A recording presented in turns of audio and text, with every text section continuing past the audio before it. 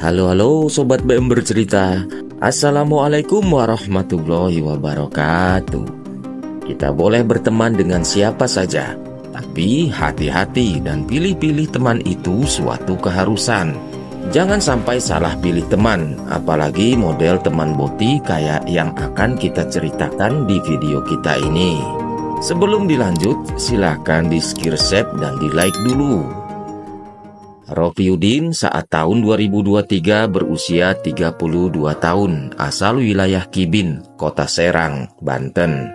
Di masa remajanya dulu sempat bingung dengan orientasi, hasrat dan gejolak asmaranya, karena menyukai pria dan juga mencintai wanita secara bersamaan. Sampai akhirnya dia kenal dan berhubungan dengan lelaki dari tetangga kampung tapi masih satu desa. Lelaki itu bernama Maskin. Boti berumur 34 tahun saat itu. Seorang yang lebih tua, tapi menyimpan satu sifat kekanak-kanakan. Sangat berlebihan, posesif dan tak berperasaan. Ini sifat yang membahayakan untuk hubungan botian. Maskin ini tipe boti bermulut ember. Selalu ngomong kepada teman-temannya bahwa dia dan Ropiin berpacaran. Tapi sebaliknya, si Rofiuddin hanya mengaku sebagai teman dekat saja, nggak lebih. Tapi apapun statusnya, mereka memang pernah dekat dan beberapa kali melakukan hubungan di hotel maupun di kediaman Maskin dan beberapa tempat lain. Rofiuddin yang memang masih bisa suka dan mencintai perempuan, masih memikirkan masa depan serta keluarga besarnya. Secerca harapan untuk kembali ke jalan yang benar selalu bersemi di hatinya, dan gak mau hubungan kayak begini berlanjut sampai tua. Dia ingin mempunyai keluarga, serta berharap hidupnya bakal lurus, lempeng, sesuai norma dan perintah agama. Rofiuddin akhirnya dijodohkan oleh pihak keluarga dengan seorang wanita yang cukup mapan dan cantik. Gak butuh waktu lama, mereka menikah pada pertengahan tahun 2023. Kemudian tinggal mengontrak karena istrinya ingin mandiri, membangun rumah tangga dari nol dengan semangat dan cinta. Rofiuddin berpikir inilah saatnya melupakan masa lalu dan benar-benar fokus dengan rumah tangganya bersama sang istri. Bertekad untuk mengubur dalam-dalam kenangan kelam dan membangun masa depan yang bahagia. Meskipun Rofiuddin menikah, tapi tidak semudah itu. Tentu saja kedekatannya bersama Maskin nggak bisa lepas begitu saja. Maskin sepertinya marah dan masih ingin selalu dekat dengan Rofiuddin, karena sebenarnya si Maskin nggak pernah ikhlas untuk ditinggalkan. Nah, ini dia keruwetan baru dimulai. Dia memaksa terus untuk ketemu dan memadu kasih, dan dia punya senjata andalan untuk paksaan itu. Maskin punya beberapa video hubungan antara mereka berdua yang diam-diam direkam dengan HP atau CCTV yang ada di rumah Maskin. Video inilah yang dijadikan senjata.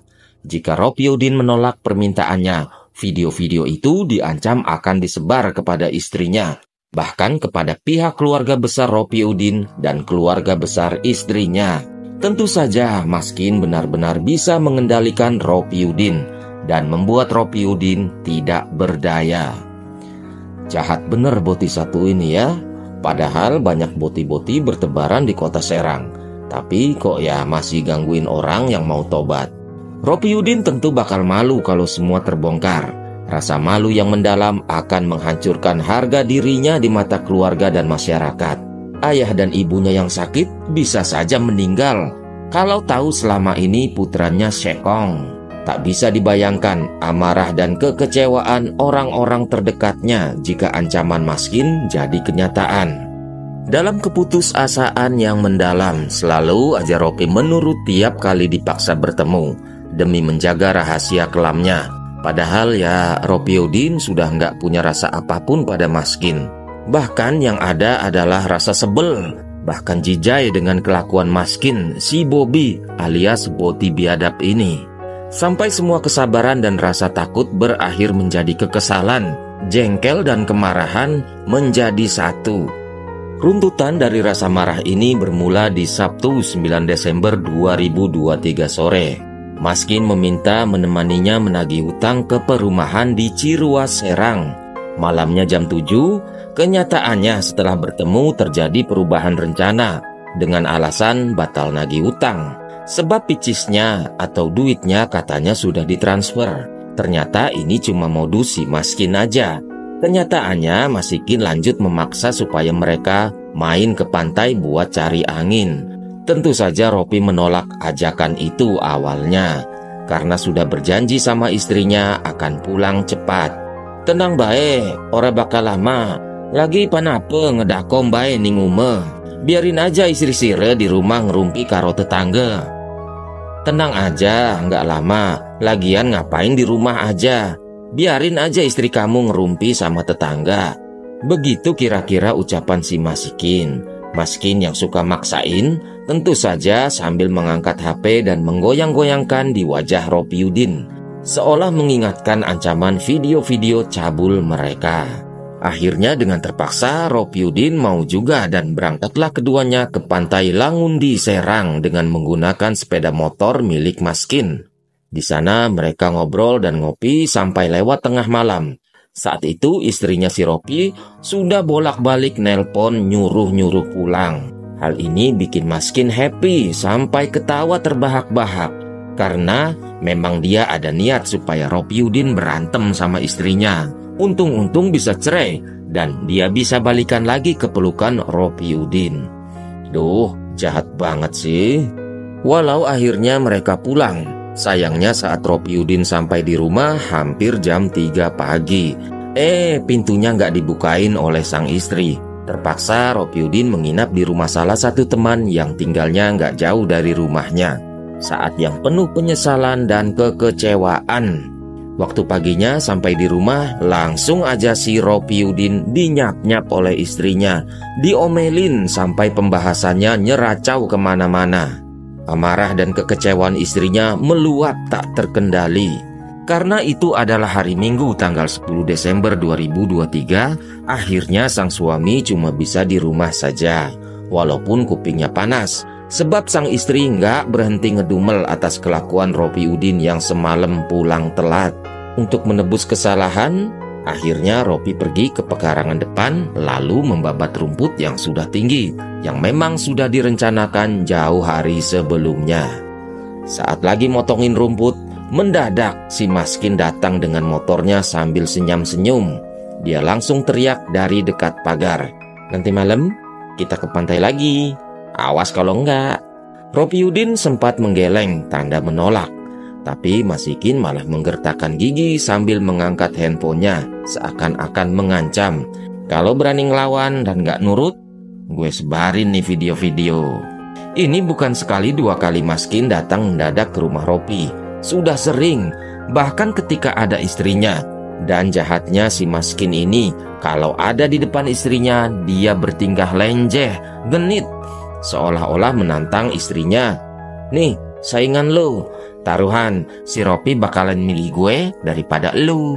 Ini yang bikin Ropiudin deg-degan, bingung dan takut kalau tiba-tiba Maskin nongol di rumahnya. Istrinya bukan tidak tanggap dengan gelagat ini, karena dalam nyap-nyapnya dia juga pernah menanyakan dengan tegas apa hubungan antara suaminya dengan lelaki yang sok kecantikan, kegenitan itu, dan kenapa sering pergi sama si boti ember itu. Dan selama itu pula penjelasan-penjelasan Ropi soal hubungan kerjaan dengan si boti sementara bisa meredam kecurigaan sang istri. Balik lagi ke soal ajakan Maskin yang maksain Ropi jalan-jalan malam ke pantai. Pas malamnya sejak jam 7 sudah terjadi keributan antara Ropiudin dengan sang istri karena dilarang untuk pergi keluar rumah. Meskipun udah janji cuma sebentar dan akan pulang sebelum jam 12, tetap aja istrinya nolak. "Ngapain sih keluar malam tiap hari? Bukannya betah di rumah, apalagi sama Maskin yang rada so cantik, lengket terus kemana-mana." Ungkapan kekesalan dan kecurigaan sang istri terhadap hubungan suaminya dengan Maskin kembali terucap. Tapi Ropiudin memilih untuk menuruti paksaan Maskin. Ketakutan akan ancaman Maskin lebih besar daripada ketakutan akan amarah istrinya. Akhirnya bertemulah dengan Maskin, berboncengan bareng dan tiba di pantai Langgundi lagi malam jam 11 kurang seperempat. Pertemuan yang tidak diketahui Maskin yang akan membawa menuju akhir hidupnya. Ngobrol dan ngopi seperti malam sebelumnya, Maskin memiliki rencana lain yang lebih cabul. Dia mengajak bergeser ke Pantai X di Anyer yang berada di wilayah Cinangka, dekat dengan Resort Z. Sampai di sana, Maskin mengajak ke tempat yang lebih sepi dan gelap. Permintaan yang aneh dan membuat Ropi Udin semakin risih. Sampai kemudian Ropi minta izin supaya mereka pulang. Maskin sempat marah dan histeris. "Enak aja Sire mau pulang, nanti aja. Saya masih pengen di sini. Nggak bisalah." Permintaan Ropi Udin ditolak. Maka mereka selonjoran di sebuah saung remang-remang. Hari sudah masuk di Senin 11 Desember 2023, jam 2.15 pagi. Suasana yang sunyi dan gelap membuat Maskin minta yang aneh-aneh. Saat diajak mesra-mesraan sambil jalan kaki di dekat pantai, Ropi Udin izin pura-pura pipis sebentar. Ternyata yang tidak diketahui oleh Maskin bahwa si Ropiin sudah mempersiapkan sebuah golok sejak dari rumah tadi yang dimasukkan ke dalam tas pinggangnya. Ropi Udin telah merencanakan sebuah tindakan nekat. Saat kembali dan Maskin sedang lengah, dia keluarkan golok tadi, lalu disabetkan ke arah leher belakang 2 kali dan leher depan 2 kali juga. 4 tebasan mematikan yang mengakhiri hidup Maskin. Maskin tersungkur di pasir pantai. Ropi Udin menunggu sampai Maskin benar-benar tidak bergerak dan meregang nyawa. Setelahnya, Ropi Udin kabur dengan membawa sepeda motor milik Maskin, melarikan diri dari tempat kejadian perkara dengan barang-barang bukti kejahatan, membuang golok yang dipakai tadi di area perkebunan yang dilewati. Dia memang sengaja pakai baju double dan membuang baju luarnya ke aliran Sungai Keragilan. Motor Maskin kemudian ditaruh di penitipan kendaraan di wilayah Tambak. Ropi Udin tiba di rumah sekitar jam 6 pagi dan sempat cekcok lagi dengan istrinya. Kemudian mandi, lalu pergi tidur, berpura-pura tidak terjadi apa-apa. Jasad Maskin kemudian ditemukan oleh pejalan kaki yang melintasi wilayah tersebut dan segera melaporkannya pada pihak kepolisian. Penyelidikan dilakukan dengan mengecek CCTV di sekitar kejadian, serta keterangan dari beberapa saksi. Hasil penelusuran juga kemudian berhasil menemukan motor di penitipan dan ketahuan siapa sosok yang mengantar kendaraan tersebut. Ropi Udin ditangkap di kediamannya dan sama sekali tidak berkutik saat disodorkan beberapa bukti bahwa dia adalah pelakunya. Didampingi pengacara Agus Herman, Ropi Udin mengakui perbuatannya. Pengakuan jujur yang mempercepat proses hukum. Motifnya adalah sudah terlalu muak dengan kehidupan yang dijalaninya bersama Maskin. Sebuah pengakuan yang menggambarkan penderitaan batin.